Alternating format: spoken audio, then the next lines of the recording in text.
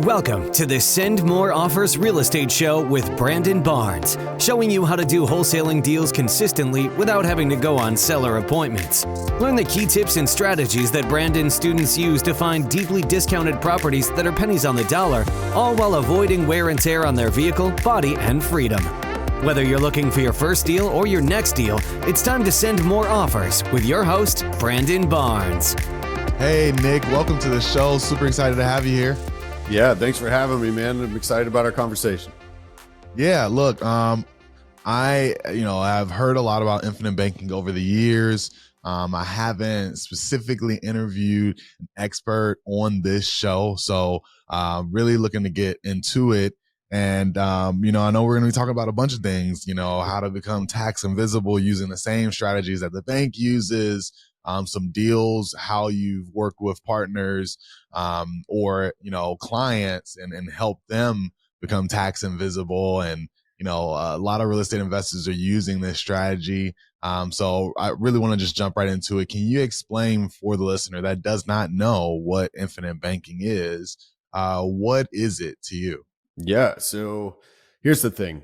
I'm 47 years old. And how old are you, Brandon? 35.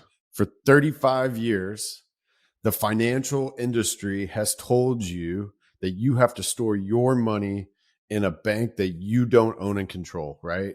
Right. And the financial industry is really good. It's not just the banks, it's Wall Street, it's the government. They're really, really good about getting control of your money. And they're really smooth about it, right? And so infinite banking is about turning that upside down. And it is about, hey, if your money is going to reside somewhere, why not have it reside in an institution that you own and control? And it's hard to turn that noise. There's a great video on YouTube, Brandon. I can't think of the guy's name who did it, but he built a bike that when you turn the handles left, the front tire goes right. So wow. I've been on one of these bikes one time. I made one like 30-second crack at it. But he shows where it took 30 days of getting on this bike for 5 days and to rewire his brain, to rethink his thinking, like there's a subconscious, right? And that's what we're calling people to do. Is you got to rethink your thinking. We teach out of a book, Brandon, called Becoming Your Own Banker by R. Nelson Nash. And here, I'll make an offer to your audience right now. You go onto our community, which we'll have the links in the show, I'm sure, and you watch one course. It's free. I'll mail you a copy of this book for free. Okay. So awesome. In that, Nelson Nash said, we have to rethink our thinking. And the way that we've always thought about money, honestly, it's for somebody else's benefit. And once you see this, you cannot unsee it. So there's an entity, there's a way to do this. The fascinating thing to me, Brandon, is every Fortune 500 company does this. Every major bank in America does this. Half of Congress and both of the knuckleheads that ran for president last time do this. So it doesn't matter what side of the aisle you're on. Right. So they're all telling us to do one thing. Hey, load up your 401k, your Roth and whatnot, but they're doing another. I want to do what the wealthy are doing. Right. So I think that was a little long-winded answer to your question, but that gives a little bit of insight, but when you search,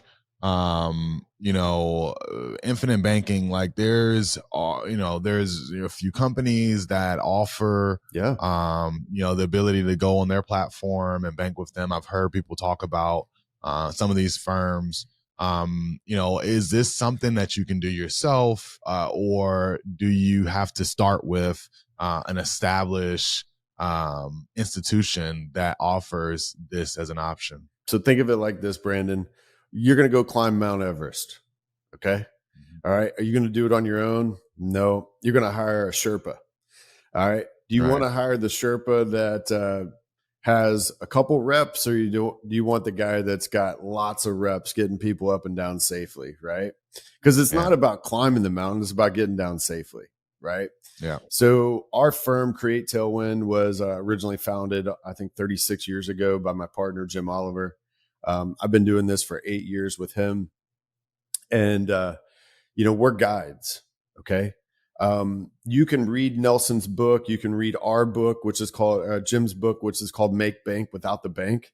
And any of your audience that wants to, listen to that on Audible, I actually read it and then interviewed Jim in between each chapter. And so there's a ton of amazing bonus content on there. That's not toot, mow, and horn. I got to interview the Michael Jordan of our business, and he gives tons of amazing bonus content about his time coming up through the financial industry and then transitioning to doing this full time 17 years ago. But so you need a guide, right? We need a guide to do anything. And Brandon, if you are our client, there's 100% chance you're the hero of the story. We're just the guides, right?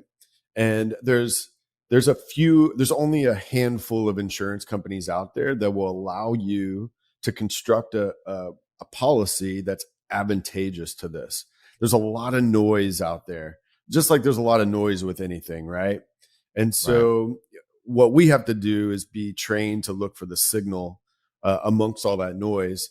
We've got a heck of a track record doing that, but there's some other great people out in the space and people we're great friends with. But any of the great insurance companies that you would want to work with, you can't call directly. So what you're going to need is you're going to need somebody to set up these policies for you, somebody to guide you in using it. But at the end of the day, you're the hero of the story. Right. Love it. And so as I understand it, right, you work with, an insurance company, and instead of getting, the typical average kind of term life insurance where you pay into it, and if something happens, you get paid out. But if nothing happens, you just get a new policy eventually after that term runs out. But, this is an opportunity to have like whole life insurance where you're paying into it and then you can withdraw those funds to be able to invest, and then you pay yourself back, and that's kind of the framework for it. Is that accurate, or would you add something to that, or give us some more clarity? Yeah, so there's a lot of knucklehead messages out there. Say buy term, invest the difference. Okay, well, that's just not understanding what's going on. In Nelson's book, he said that infinite banking is about solving one simple problem, and that is that we finance everything that we buy. Okay. So if we finance everything that we buy, I would think that, you're 35, I'm 47. On the low end, we're going to live 50 more years. Factor in technology, we may live, 60, 70, 80 more years. So we've got an opportunity. Let's just call it 70 years. Okay. It takes us each to about 100. I've got a 70 years of opportunity for me to finance everything that I buy through an institution I own and control. Okay. So there's a lot of different insurance products out there. And what most people are schlepping is term insurance, and it's got a place in this world. Young people with young kids and whatnot, term's a great place to allocate a few bucks to, so that you can protect your family. Right. But the only way to win in term insurance is to sign the paper, walk outside, get hit by a truck, and then your estate gets the check and you don't get the benefit from it. Okay. Right. But we go back to, a lot of times people say, well, whole life is too expensive. Well, of course it's more expensive because it's got a heck of a lot more features to it. It's kind of like it costs a lot more to buy your house than it is to rent a house. Right. Well, when you buy it, you get a lot more benefits for it. So, there's a lot of noise out there with that. And so what we're looking to do is just solve this basic problem that we finance everything that we buy. So Brandon, it's really easy, and you're in the real estate world. So you see amortization sheets and you see expenses and whatnot in that. And it's really easy to see that this volume of interest that we pay in every payment. It's that interest we pay to other people. That's one side of it. The other side of that is people pay cash. Okay. And, Dave and Susie, they love to spout off that, hey, cash, cash, cash, cash. And that sounds great, but they want to tell you that cash doesn't have a cost. And that's just a bold-faced lie. Okay. Because if I could earn interest with those dollars and I give up that interest, that's a cost, right? So let me say that a better way is if you got $100,000 and you're going to go pay cash for something for $100,000, that $100,000 doesn't make interest anymore. All right. Right. So if it could have earned, let's just say 3%, well, that's quite the cost. And I happen to know that if you took 100,000 and you compounded it every year at just 3% for 20 years, that 100,000 becomes 180,000. So if you spend 100,000 of cash this year, Brandon, you actually are giving up $80,000 of future potential earnings. There you go. All right. So, a lot of times people want to tout, hey, my stockbroker, my brokerage account, my 401k, whatever is earning X. Okay. But let me ask you, Brandon, if it's not just you, just think about your typical listener. Would they rather have all the money that they've earned in Wall Street or all the money that they've paid to other people in interest? Good question. I guess the latter, right? Yeah, absolutely. And that's the way it is for the vast majority of people. So if that's the case, why aren't we trying to solve that problem? Well, the reality of it is that doesn't benefit the financial world for you to solve that problem. So infinite banking is about taking all that interest I was paying other people or all the interest that I was giving up through lost opportunity costs and redirecting that back to myself into this very specifically designed life insurance contract that's frankly a tax shelter. Those dollars are going to earn interest on each other, on itself, only forever. And if you do this the right way, it'll be tax-free. Love it. Love it. Love it. So for the person that says, and say my average listener, they're getting going in their real estate investing journey, they're doing some deals, they're looking to start to save and plan for the future. How early in the process, if somebody's maybe just escaping, their first few years in W-2 world, and now they're, actually having some more active income, maybe even some passive. For the person that says that this is something for the wealthy, like what would you say to that person? Is this something that you can start earlier in the game? Well, if you go to Breakaway Wealth, which is our show, you could search Jake Kosko, who's my 14-year-old son, and he can explain this pretty well. My son, he started his first policy when he was 10. He started his second policy 2 years ago, and he's doing real estate deals in it.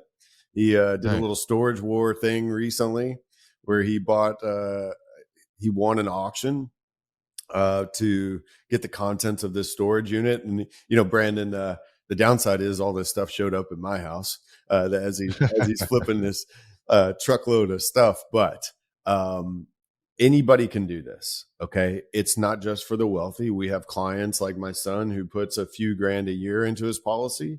And then we have clients that are literally putting millions of dollars a year into this. Everybody has an opportunity to solve the problem that you finance everything that you buy. One of the problems that Nelson addresses in his book early is this thing called Parkinson's law. And Parkinson's law is our expenses will rise to meet our income. Mm-hmm. And if we can't overcome Parkinson's law, it's pretty tough, right? And you deal this in your business or the people that you're mentoring, they go, I don't even have $5,000 for a coaching program. It's like, well, it's going to be pretty tough for you to learn if I can't buy the coaching program or the mentorship, whatever that is. So I would tell you, everyone has an opportunity to start somewhere. And the important thing is there's a lot of misnomers about being your own banker too, is you can put money into these policies and immediately turn around and borrow from it to take down a deal. Okay. Nice. There's no reason to wait. If it's being taught poorly, you won't be shown that you can do that. But like I have a client that put $1 million in, immediately turned around and borrowed the equity in the policy to finance an endeavor. This goes on all the time with our clientele. Got it. Love it. And do you guys help? I know you do, but I'm sure you're suggesting which insurance companies to work with out the gate. Is that common knowledge, or is it something that you can kind of share with us? So that we know, like, hey, these are some of the companies that we should start to look into for setting up a policy like this? Yeah. So, there's about a half a dozen companies, Brandon, that are pretty known in the space. We'll call it like 8. Okay. Okay. There's about 3 that would get my money, and I'm gonna just refrain from saying those companies out here because I don't want to seem like I'm self-serving in it. But there's a couple criteria, okay, and this will help anyone kind of narrow down what's out there. So we're looking to work with a mutual company. Now, Brandon, do you know the difference between a stock company and a mutual company? It's okay if you don't. Maybe not specifically in this case. Yeah. So a stock company would be one where it's outside shareholders. They own the insurance company. And then there's mutual insurance companies, which are only owned by the policyholders. And that's really important in this equation because I want you to think about it like this. If you owned a grocery store, Brandon, would you go shop at your grocery store or would you go shop at the one that I own? Your own. I would. Yeah, you go to yours, Shop at right? my own. Yeah, So right. if you deposit money with this mutual insurance company, you're now shopping for money from a financial institution that you have ownership in and control of. It's pretty awesome, right? So Yeah. we're gonna gravitate towards the mutual insurance companies. We want them to have been around for at least 100 years. We want them to have paid a dividend, a profit for at least 100 years straight. So now when we look back, I mean, we're into depression, wars and whatnot, and they still paid dividends during those times. So strong financials, huge reserves. Okay. So these insurance companies, they have massive cash reserves. So it's kind of funny. Your traditional brick and mortar bank, they don't even have 10% of their deposits on hand in cash. It's kind of laughable, right? Like anybody that's gone and tried to get $5,000 to cash out of the bank at their local branch, were probably disappointed, right? It's like irritatingly disappointed, right? Well, these companies have in the neighborhood of 107 to 112% of their liabilities on hand in cash. It's quite remarkable, the massive cash reserves these companies sit on. We also are going to gravitate towards the companies that are in the Midwest. There are some big names, and this is why I don't want to say this on out there in the open, but there's some big companies out there that are in the Northeast that we just choose to not work with. More regulation, more control, higher overheads, a little more gaming of policies. None of these pay us any more in commissions. It's a preference where we put our personal money. So now we're gravitating towards the Midwest, lower overheads. And then the last thing we need is we need a great partner. We want a company that is got tons of flexibility in the policies because I never want my clients to feel like they have a gun held to their head to pay a premium, right? They have an opportunity to deposit capital into a policy, but hey, life happens. Rhythms of cash flow happen, right? And we need them to be able to help our clients service these policies. So we're going to be taking loans from them a lot. We're going to be paying back loans a lot. We need a service partner as well. So you Google mutual insurance companies in the Midwest, you'll find a few, Nebraska, Ohio, Indiana. That's where the really good, strong ones, in our opinion, are located. Love it. Love it. And so as far as, use cases, some of the clients that you've helped set up these policies with, what are some of the other types of things that they can do once they have this policy established as far as investments go? What's the typical process for, like, if you can maybe walk us through a deal and what it looks like, what you have to go through to, use the funds, pay it back. Yeah. What does that all look like? Hey, Brandon, you ever gone to the brick and mortar bank and borrowed money? Yeah. Yeah. Was it fun? Well, to borrow, yeah, I mean, for investment purposes. Yeah. Yeah. Investment, personal home, car. Was it fun and painless to do it? No, it takes a while. Yeah. It's a pain, right? So they're going to ask you what's the collateral, when you going to pay it back, what's your FICO score, all the things, the mounds of paperwork, right? Well, here's the awesome thing. When we are a part owner of this insurance company and the provisions of the contract that I have, my policy is a contract. So here's the cool thing. If I had an opportunity right now, Brandon, if you got a hot deal, let's say that you said, hey, Nick, man, I've got a great deal. But if we could have the $100,000 by tomorrow at noon that you have in your policy, we could take down this deal and double our money in 30 days. I'd pick up my phone right now. I'd call the insurance company, and by tomorrow morning, they would have wired us the money and there'd be no questions asked. Wow. It's an interest-only, unstructured loan. We're going to pay the interest. It's going to be calculated daily, compounded annually. They're going to send us an interest bill at the end of the year. And they're not going to ask us when we're going to pay it back. What are we going to use it for? What's our credit score? They're not going to ask us anything, anything. It's the perfect loan. You cannot get that loan in anywhere else. So how you got to ask yourself, how can they do that? Well, here's what they're going to do. I've got equity in my policies. All they're going to do is place a lien against my cash value, and they're going to lend me their money. Now, my money never leaves the account. So remember the power of compound interest, right? A penny doubling every day for 31 days is $10.737 million.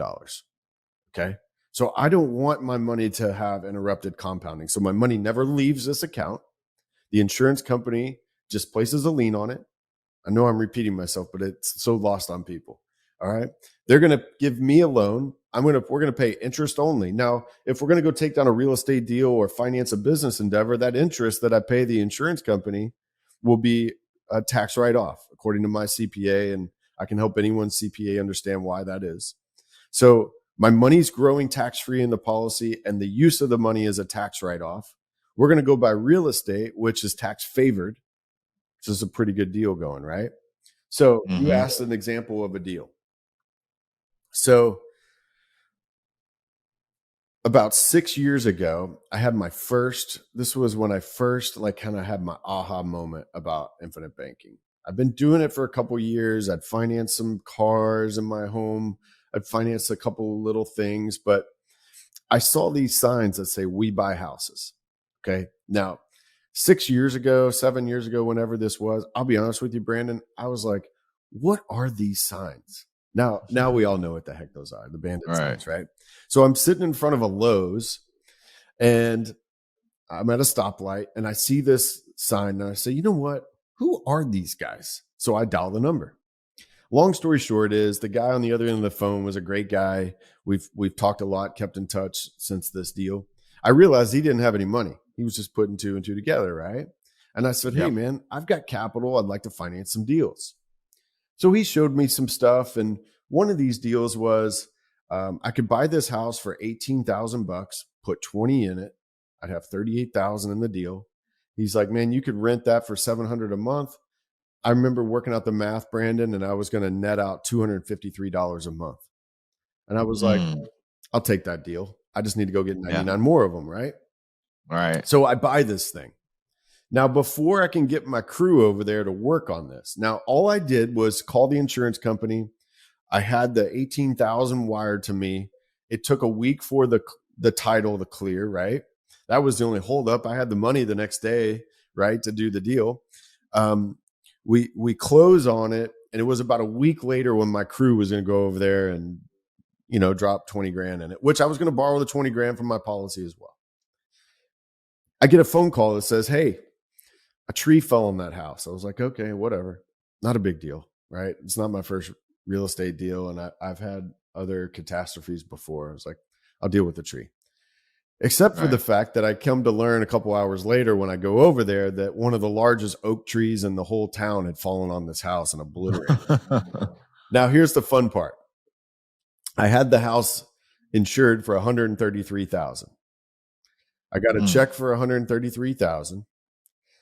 I cleaned up the lot. It cost me like 10 grand to clear the lot. I sold the lot for like 5 grand. So I got like a 5 grand net on that. I pay back my 18,000 on the policy, and then I get the my second year premium on that was like $100,000 into that policy. So I had the $100,000 to pay into that policy, and then it snowballed from there. Now, Brandon, I know I said this kind of quick, but keep in mind when I borrowed the $18,000, I used the insurance company's money. So knowing that, what was my rate of return on that deal? That's a good one. Give us a hint. It begins with an I, F. Infinite. Yeah. INF. It was infinite because I had no money in the deal. Got it. Okay. Yeah. So, Brandon, have you ever read a real estate investing book? Yeah. Was it really about real estate investing, or was it about something else? Yeah. Oftentimes, mindset stuff and whatnot. Yeah. I boil it down to this: they're all about leverage. Right? They're leveraging. If it's your coaching book, Brandon, it's me leveraging your talents, right? Or it's about leveraging other people's money to take down deals. So let's just use the math like this. Let's say I wanted to go buy $1 million deal. All right. Now here's what I'm going to do. I'm going to borrow $250,000. We'll say $200,000 from my insurance contracts. I'm going to go to the commercial bank and get the other $800,000 from them. And I'm going to buy the $1 million deal. And let's just say that it cash flows me 5%, so $50,000 a year that I net. Okay. Do I have any money in this deal? No. Nope.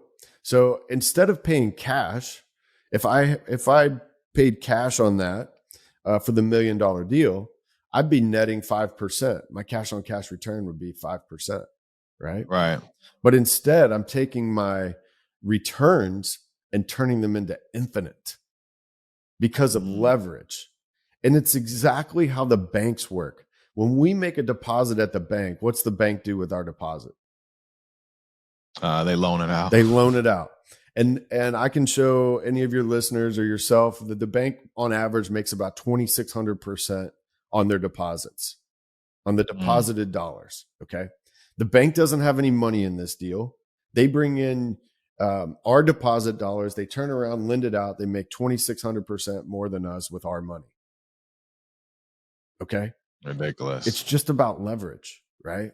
There's controlled leverage and there's uncontrolled leverage. If I've got to go borrow money and I got to put my kids up for collateral, that's a total different conversation than if all I got to do is I'm allowing the insurance company to put a lien on my cash value while it grows. And they're never going to ask me to pay the loan back. It's a totally different feeling, right? Yeah. So I know we talked a little bit about this in the beginning as, you had started off and you were, doing some investing in real estate yourself. And then you learned about, infinite banking and you kind of dove right in. Kind of take us back, I guess, really quickly to that time. Like, was there, introduction? Was it all self-taught? Did you stumble across the right mentor? Yeah, dude, I love that question because this is my jam. I'm born and raised here in Louisville, Kentucky, and all I ever wanted to do was fly big airplanes around the world. I went and did that. I got a job flying a 747 around the world by the time I was 30 years old. I had a wife. She was had told me she was pregnant with our first kid. I've got 4 kids now. This was 17 years ago. And man, I tell you what, I had the dream job. I had an amazing income. I had an amazing job. I had the world by the palm of my hands, great retirement, benefits, the whole shooting match. And then through no fault of my own, I got laid off. Okay. Economic downturn, 2010. And right then and there, Brandon, I realized I was just a well-paid slave. And I'll never forget that feeling. I'll never forget the feeling of getting that unemployment check that came to me. I wanted to put that in the shredder. I was mad. And I just set out to find the truth, to figure out a better way.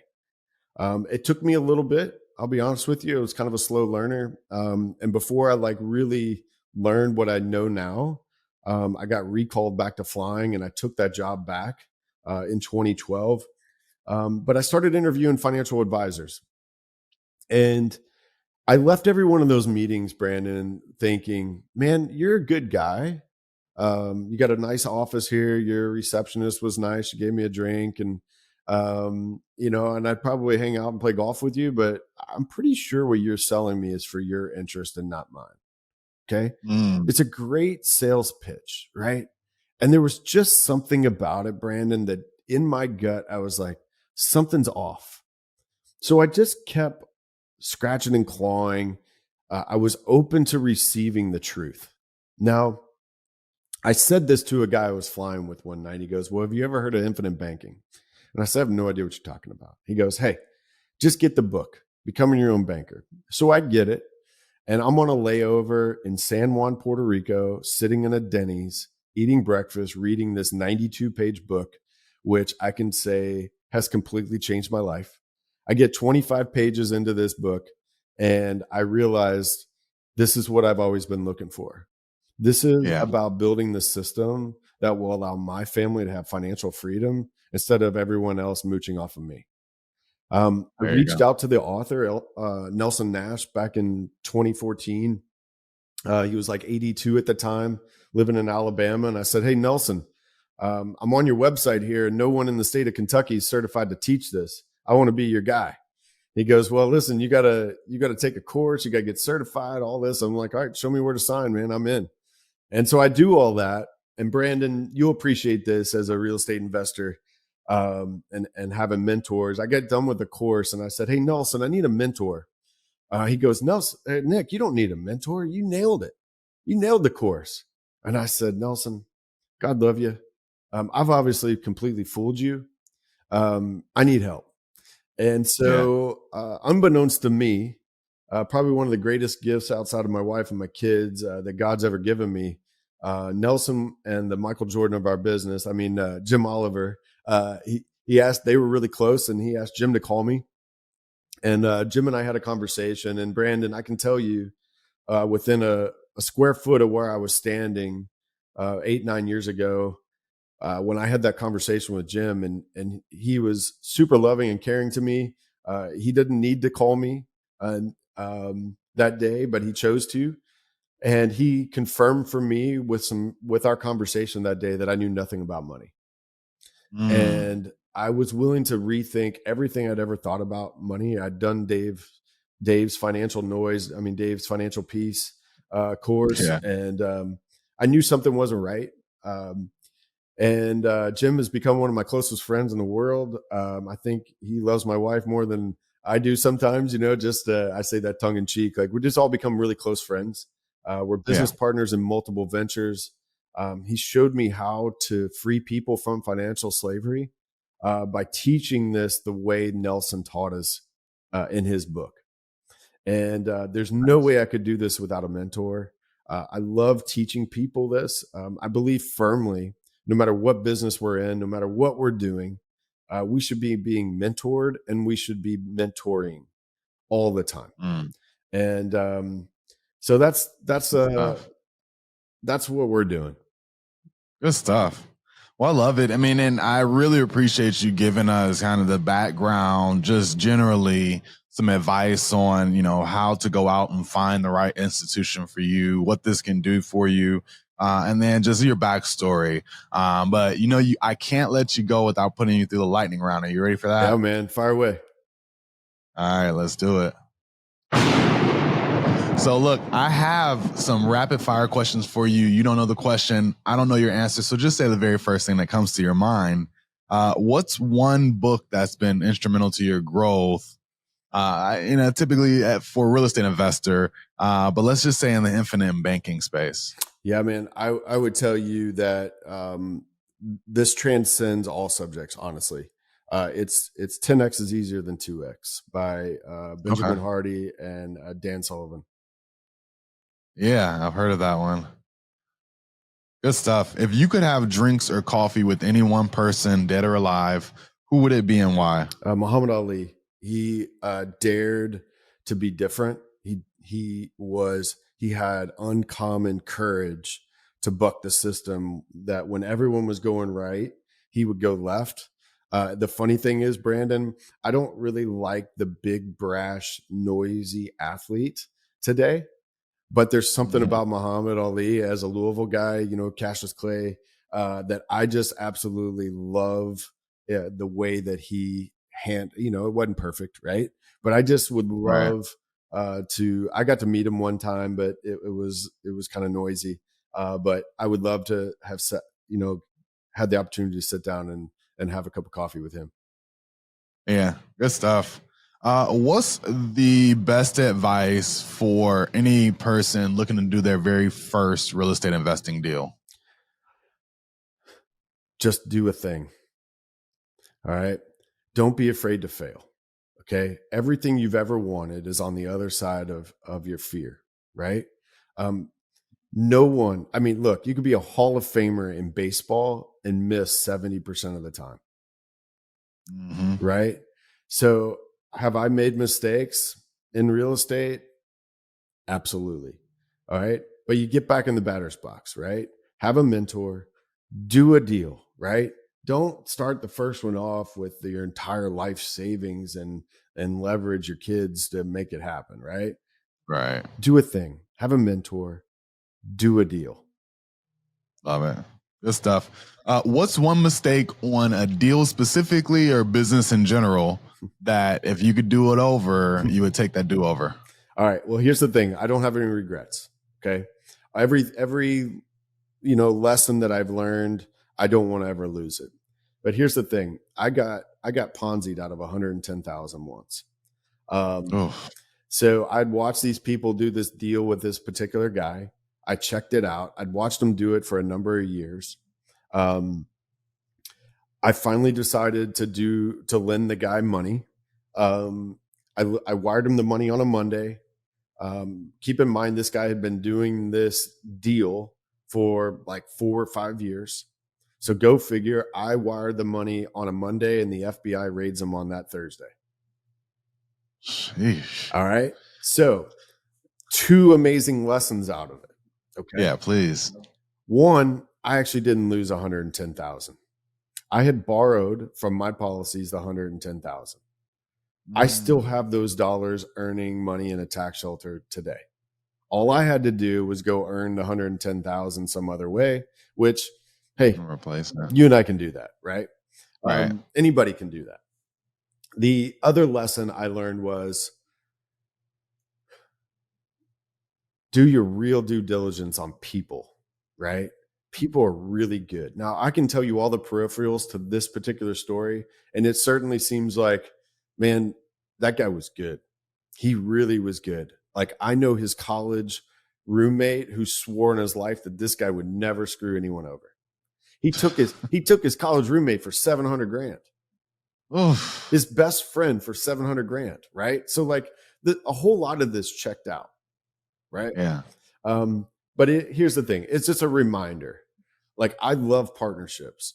I don't like doing deals on my own. I love the who, not how mentality.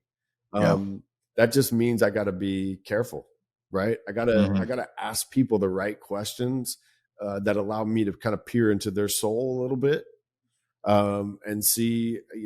Everybody's got a dark side, right? Right. I'm okay with that. Just tell me about it. 1,000%. Good stuff. I typically ask, what's the financial goal for your team for this calendar year? As you're, still investing and doing deals in real estate, like, do you guys have a goal? Do you have a goal for yourself, for your team, as far as what you want to be able to do investment this coming calendar year? Yeah. So I got 2 of them, actually. Our Create Tailwind business.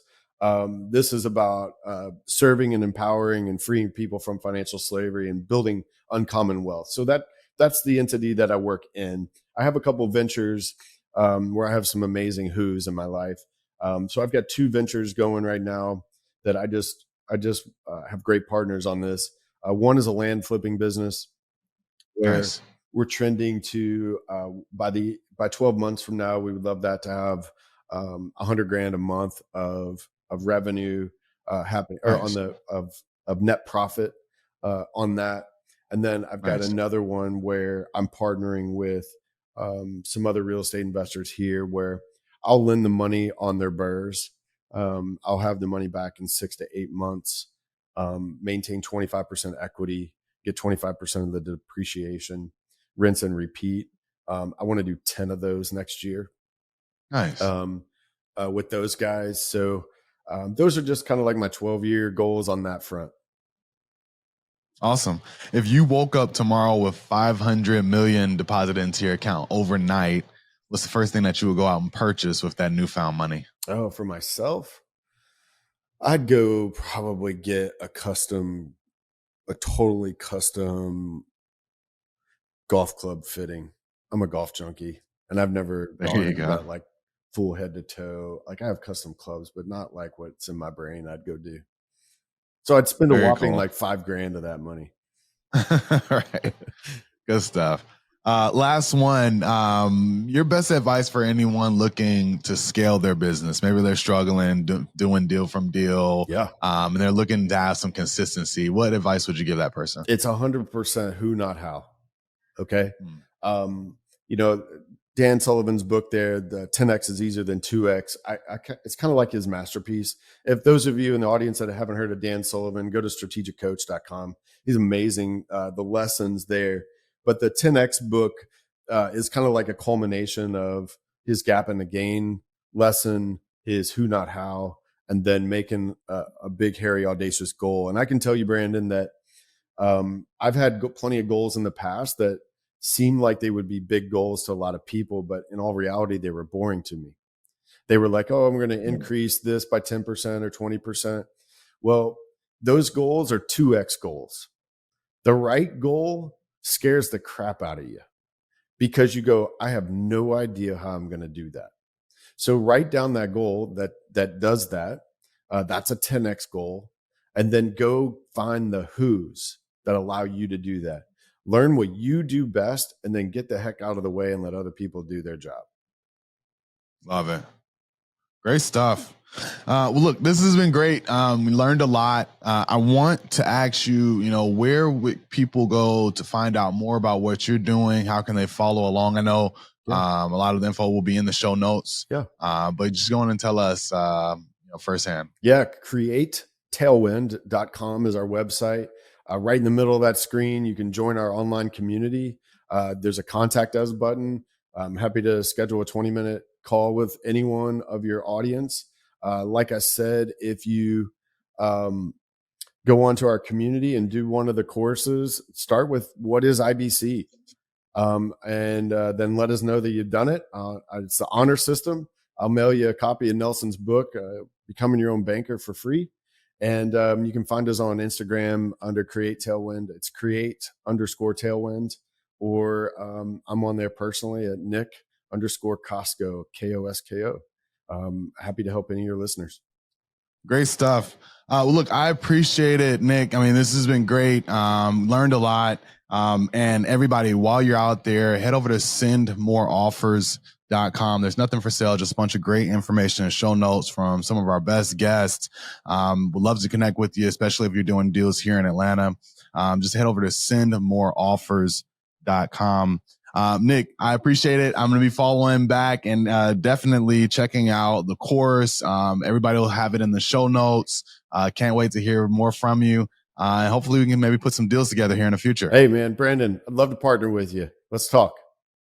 Awesome. Good deal. Guys, as always, send more offers, do more deals. Till next time, peace.